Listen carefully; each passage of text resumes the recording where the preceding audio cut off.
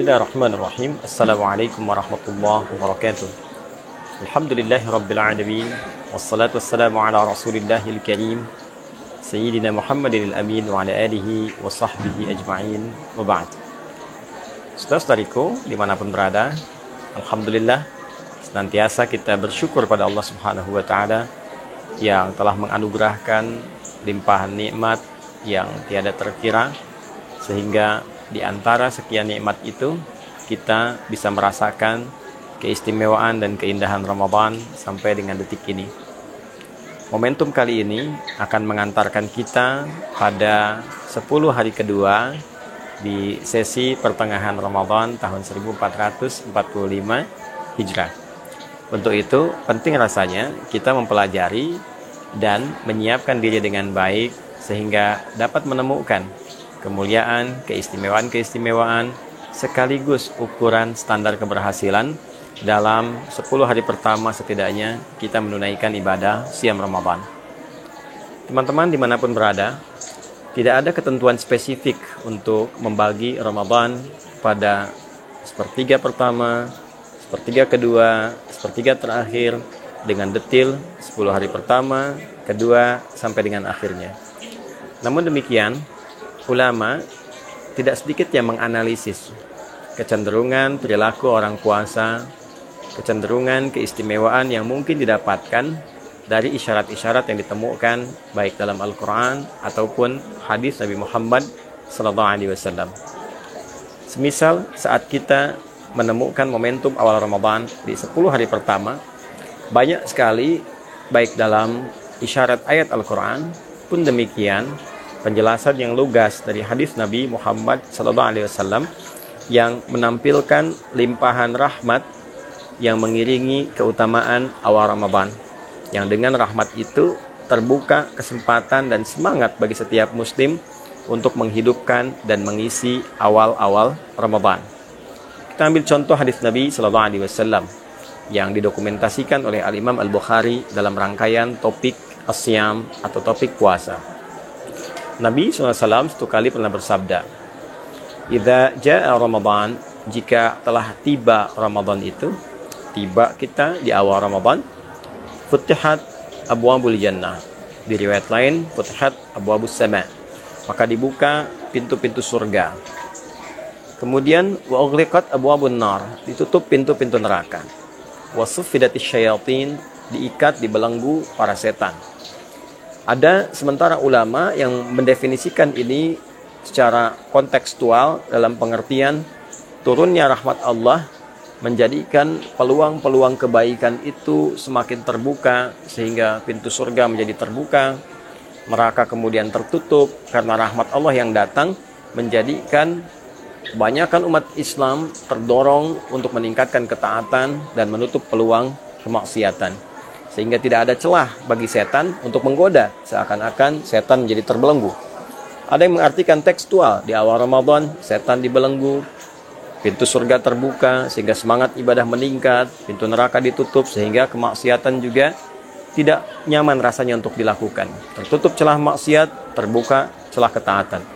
Konsekuensinya, kebanyakan umat Islam termotivasi, tergerak, semangat untuk meningkatkan ibadah. Bahkan di awal Ramadan, masjid-masjid menjadi penuh, kajian menjadi semarak, sholat ditunaikan dengan penuh motivasi, kajian Quran, bacaan Quran kita temukan di berbagai tempat. Ketika memasuki 10 hari kedua di pertengahan Ramadan, mulai nampak suasana klasik terjadi. Perbedaan mulai muncul, saf di masjid telah mendapati kemajuan, safnya maju, dari yang tadinya mulai penuh sampai keluar masjid, sekarang sudah mulai merapat ke dalam masjid, sedikit-sedikit berkurang. Hal yang seringkali nampak terjadi setiap datang momentum Ramadan. Untuk itu, penting bagi setiap muslim untuk membangun konsistensi, menguatkan diri, menghadirkan motivasi untuk mengetahui keutamaan di 10 pertengahan Ramadan itu yang setidaknya dikumpulkan oleh sementara kalangan dari ulama, sehingga dengan itu menjadikan patokan bagi kita untuk semakin konsisten dan semangat di setiap waktu Ramadan. Pertengahannya meningkat atau setidaknya bisa sama di atas sedikit dari awal-awal Ramadan. Di akhir Ramadan lebih meningkat lagi sampai bahasa Nabi mengencangkan ikat pinggang. Artinya kualitas makin bertambah, kuantitas makin meningkat.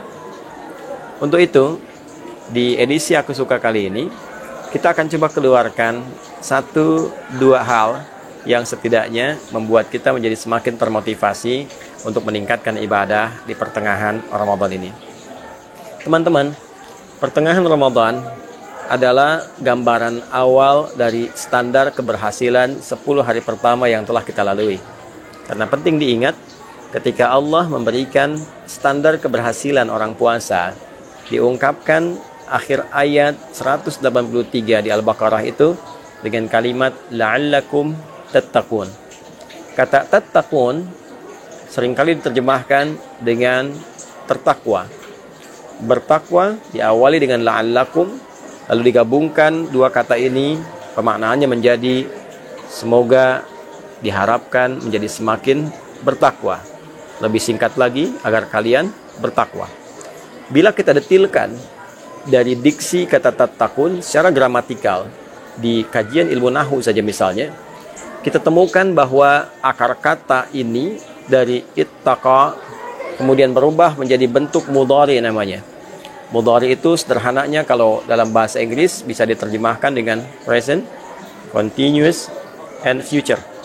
Ada konsistensi amalan yang saat diperintahkan dikerjakan, lalu terus dia konsisten, continuous, bersambung, konsisten, ya selama masa-masa perintah itu berlaku, dan future bahkan setelah perintah itu selesai ditunaikan, ada perubahan yang terjadi pada pelakunya sehingga value dari latihan itu tetap bisa diterapkan dalam kehidupan di luar ruang-ruang pelatihan. Terkait dengan Ramadan, Allah memberikan sebuah standar keberhasilan bahwa orang yang awal Ramadannya, bila kita batasi misal 10 hari pertamanya itu berhasil puasanya dari fajar sampai dengan maghrib, berhasil ibadah malamnya, qiyamnya, tarawihnya, tilawah Al-Qur'annya, itu dapat dilihat pertama dari konsistensinya ketika memasuki periode yang kedua, pertengahan yang kedua. Jadi sesungguhnya 10 hari kedua ini adalah 10 yang sangat menentukan untuk menjadi standar keberhasilan kita pada 10 hari yang pertama. Jika terjadi misal dan kita berlindung kepada Allah dari kondisi demikian, 10 hari kedua ini justru menurun misalnya, tarawihnya jadi kurang semangat, bacaan Qur'annya menurun misalnya, kemudian yang tadinya ke masjid berjamaah untuk menunaikan ibadah yang 5 waktu, sekarang mulai terasa agak datang sifat malas, kembali ke standar awal. Ini menunjukkan ada yang kurang sukses dari 10 hari pertamanya. Karena orang-orang yang terbiasa dengan satu keadaan dan dia menikmati itu, kecenderungannya dia akan bertahan dengan sifat itu, dengan gaya itu. Orang yang terbiasa makan kerupuk selama 10 hari, tentu 10 harinya lewat, hari ke-11 dia akan mempertahankan gayanya, tidak sulit bagi dia untuk menikmati kerupuk itu. Ketika dihilangkan, dia akan bertanya, mana kerupuknya?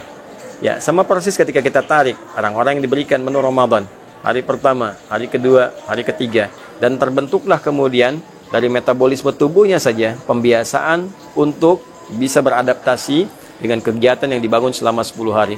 Kapan dia bangun, kapan dia sholat, kapan dia makan, kapan dia sahur, secara otomatis itu akan membentuk karakter, membentuk kebiasaan, dan itu bisa dilakukan dalam menjalani kegiatan di hari-hari berikutnya. Jadi kalau kemudian itu menurun, berarti ada pertanyaan, ada sesuatu yang kurang konsisten dikerjakan selama 10 hari itu. Nah, cara memahaminya, jangan langsung disimpulkan bahwa saya gagal. Tidak. Justru 10 hari kedua itu pembuktian bagi kita untuk kembali mengevaluasi diri. Jadi 10 hari kedua, selain menjadi standar, adalah pembuktian tentang kesungguhan kita dalam menjaga komitmen peningkatan takwa kepada Allah. Itulah sebabnya kata tattaqun diawali dengan kata la'allakum. Dari kata la'alla menunjuk pada makna taraji, huruf yang mengungkap harapan yang tinggi untuk meraih sesuatu yang sangat didambakan, tapi tidak mungkin itu bisa dicapai kecuali dengan kesungguhan. Jadi seakan Allah ingin mengatakan, tak mungkin kau berhasil mendapatkan takwa, tak mungkin kau menilai diri berhasil di 10 hari pertama kalau engkau tidak sungguh-sungguh menjalankan semua paket Ramadan hingga tuntas dikerjakan. Maka ayat ini dengan kata yang singkat la'allakum tattaqun memberikan petunjuk dan motivasi kepada kita. Jaga konsistensi, semakin serius lagi, tingkatkan semangat lagi. Jadi 10 hari kedua adalah 10 hari yang memberikan motivasi lebih agar kita meningkatkan ibadah dibandingkan dengan awal-awal yang telah kita lalui. Apa yang bisa kita dapatkan ketika kita konsisten masuk pada 10 hari yang kedua? Teman-teman, konsistensi yang dibangun itu justru mendekatkan kita kepada limpahan anugerah yang sekiranya tidak banyak didapatkan oleh semua orang ketika dia tidak mengoptimalkan potensi dirinya pada 10 hari yang kedua ini. Yang pertama, potensi mendapatkan ampunan Allah Subhanahu wa taala lebih besar kita bisa raih dibandingkan dengan 10 hari pertama yang terbuka kesempatan, siapapun bisa meminta sehingga peluangnya semua orang bisa mendapatinya.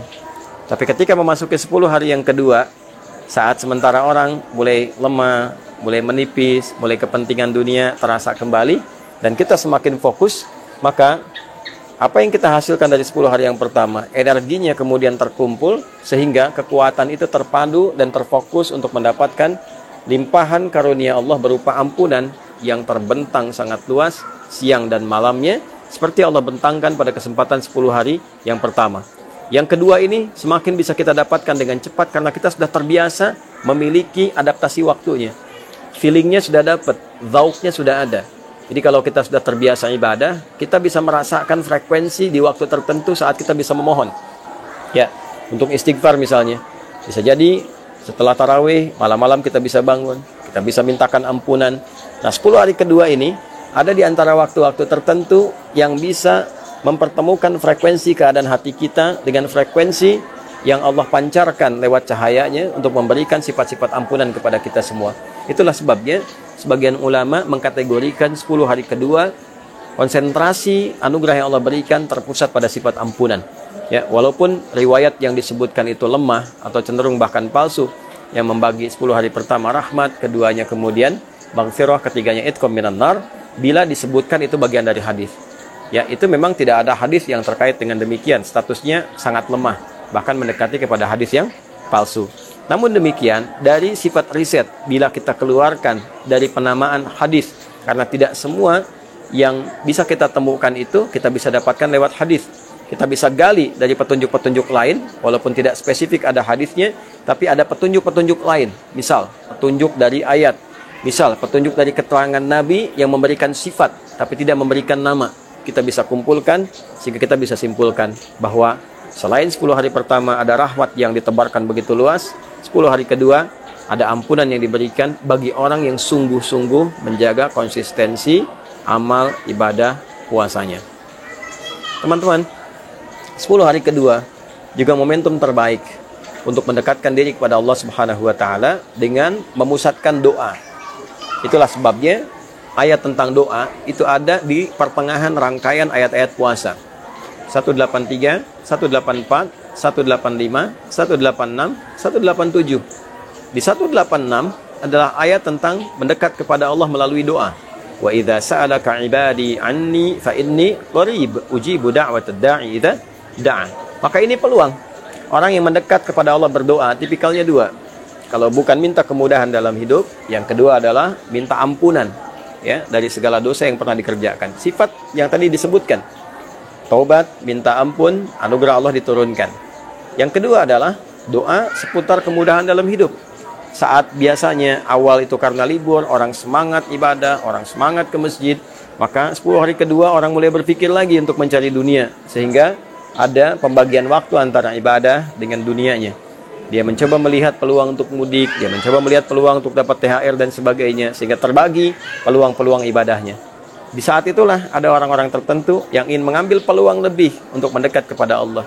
Dia gunakan energinya, hasil dari kumpulan 10 hari pertama, untuk minta kepada Allah, minta kemudahan hidup, minta kemudahan rumah tangga, kemudahan di pekerjaan, kemudahan saat sakaratul maut, kemudahan di alam kubur, kemudahan saat hisab. Dia mohonkan dengan energi itu saat orang lain mulai membagi konsentrasinya. Maka di saat itulah perhatian dan jawaban dari Allah semakin mudah menemukan frekuensi terhadap hambanya untuk dipancarkan, dan dalam bahasa singkat mudah untuk dijawab. Jadi 10 hari kedua adalah standar dari keberhasilan 10 hari pertama. 10 hari kedua adalah motivasi untuk meningkatkan ketakwaan dan menjaga konsistensinya.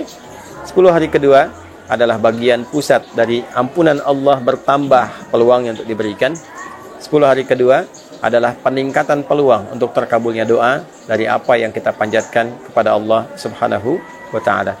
Untuk itu, teman-teman sekalian, mari kita terus meningkatkan amal ibadah kita, harapan-harapan kita, taubat kita kepada Allah, dan doa kita yang kita mintakan untuk kebaikan hidup, baik untuk pribadi, keluarga, kerabat, masyarakat, juga bangsa dan negara yang kita cintai ini. Semoga apa yang disampaikan dalam edisi ini membuat kita semakin konsisten dalam ibadah dan menemukan berbagai keistimewaan yang Allah bentangkan secara spesifik untuk kita pribadi sesuai dengan frekuensi ibadah yang kita kerjakan. Adi Hidayat dari Mira untuk kita semua memohon kepada Allah segala kebaikan yang mungkin kita dapati. Allahumma rabbana atina fid dunya hasanah wa fil akhirati hasanah wa qina adzabannar warzuqna ni'matal istiqamati fil ibadah ya arhamar rahimin. Wa sallallahu ala sayyidina Muhammadin wa ala alihi wa sahbihi ajma'in. Wa akhiru da'wana alhamdulillahi rabbil alamin. Assalamualaikum warahmatullahi wabarakatuh.